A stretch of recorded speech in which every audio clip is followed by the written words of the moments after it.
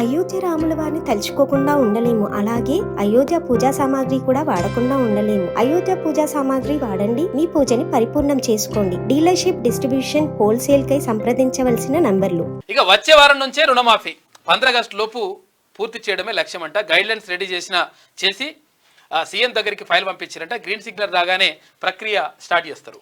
రైతులకు పంట రుణమాఫీని వచ్చే వారం నుంచి ప్రారంభించాలని రాష్ట్ర ప్రభుత్వం నిర్ణయించింది. ఇందుకోసం అవసరమైన నిధుల్లో 3/4 ఫండ్స్ ను ఇప్పటికే సమకూర్చుకున్నది.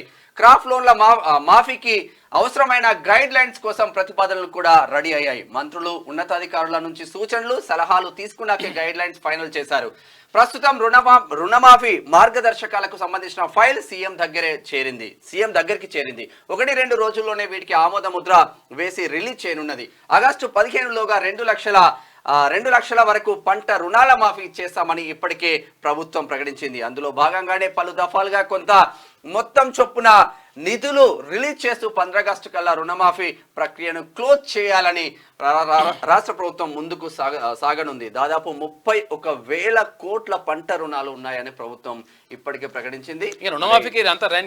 ఆగస్టు 15 ఎంపీ ఎలక్షన్ల ముందు మీకు కాబట్టి అప్పుడు వరకు కాకుండా ఇప్పుడే స్టార్ట్ చేసేసి అప్పటి వరకు లోపలనే కంప్లీట్ క్లోజ్ చేద్దామని ప్రయత్నం చేస్తా ఉంది.